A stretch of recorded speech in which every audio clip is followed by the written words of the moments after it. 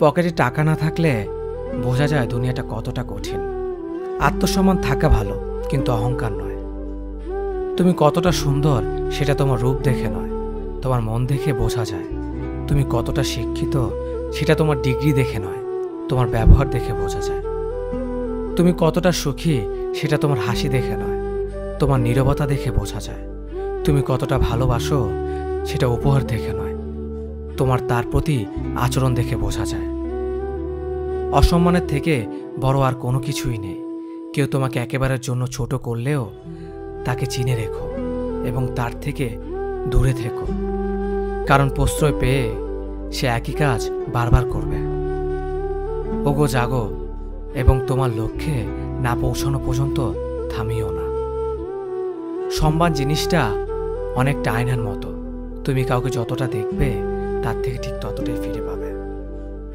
বিবেক পৃথিবীর সব থেকে বড় আদালত।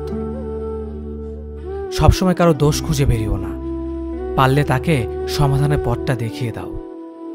ক্ষমা তাকেই করো যে ভুল করেছে, কিন্তু তাকে ক্ষমা করো না যে তোমার সাথে বেঈমানি করেছে।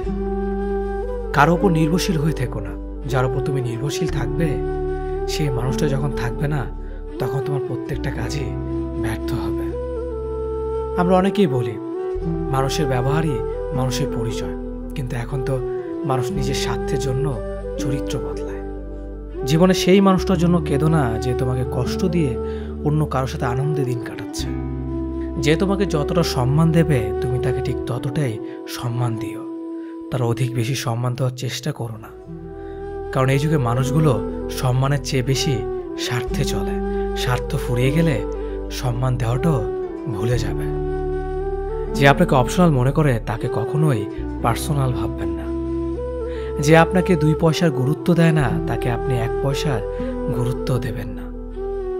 পানি যেমন অনেক ঠান্ডা হতে হতে একসময় বরফ হয়ে যায়, ঠিক তেমনি একটা মন অনেক কষ্ট পেতে পেতে একসময় পাথর হয়ে যায়। যেদিন দেখবে রাগ করাটাও ছেড়ে দিয়েছি সেদিন বুঝবে ভালোবাসাটা আর নেই।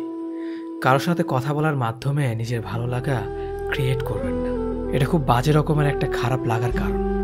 কারোর সাথে এমনভাবে কথা বলার অভ্যাস করবেন না যাতে সেই মানুষটা কথা বলা অফ করে দিলে আপনার শ্বাসকষ্ট হয়। অনুভূতি সবচেয়ে সুন্দর জিনিস।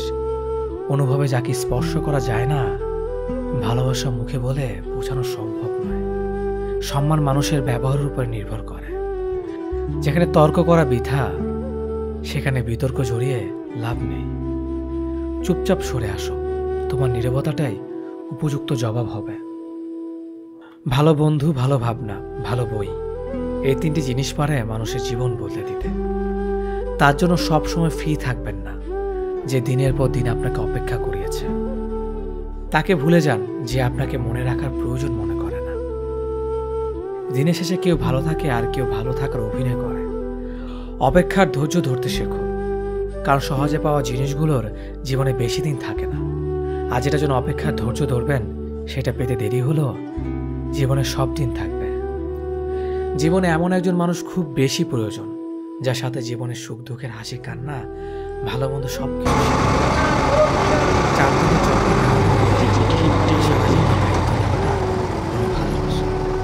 কিছু অপেক্ষা অন্তহীন,